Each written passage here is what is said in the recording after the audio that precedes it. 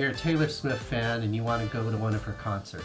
$1,000 for that 3-hour concert, you're really paying 36,000 retirement bucks to watch that concert.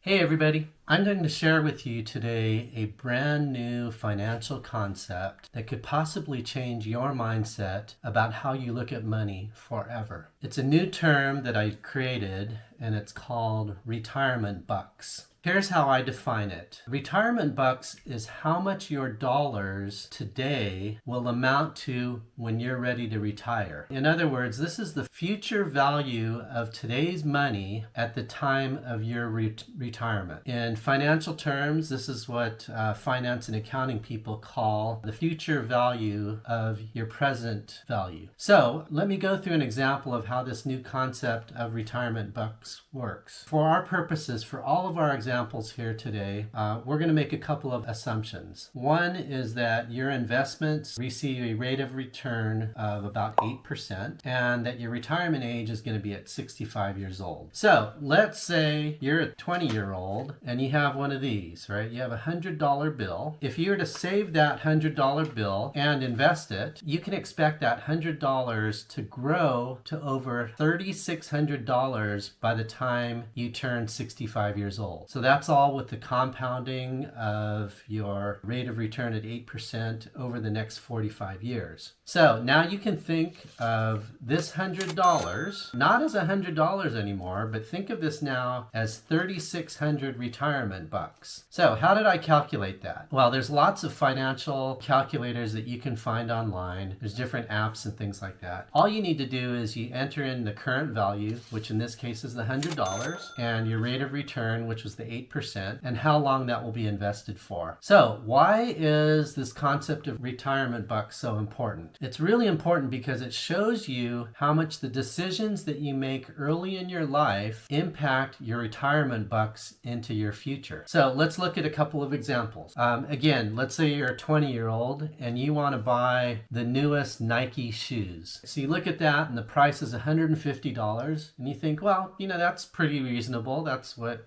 shoes cost these days. Well, what if you were to save and invest that $150 until your retirement at 65? Because of the compounding of that investment, again at that 8%, it would amount to 5,500 retirement bucks. So that's the decision that you're making. While $150 doesn't sound like much in today's dollars, if you were to save and invest that money, it will provide a lot of retirement bucks later on. So instead of thinking about those Nike shoes that cost $150, in reality, they cost 5,500 retirement bucks. All right, let's take another example. Let's say that you're a Taylor Swift fan and you want to go to one of her concerts. Ticket prices have really gone up, and in fact, many of those tickets are now costing over $1,000 and up. So sure, it would be a once-in-a-lifetime experience, and if you're a Swiftie, that'd be really cool, right? But that's $1,000. So now if you saved and invested that, that would turn into $36,000 in retirement bucks. So let's say that again,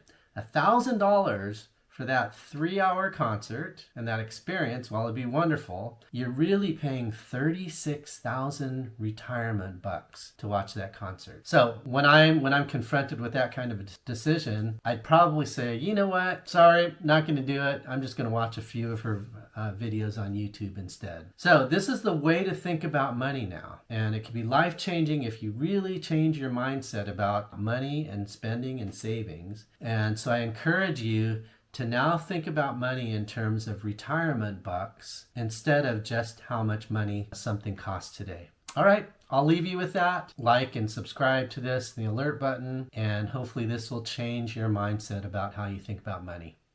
All right, take care everybody. Bye-bye.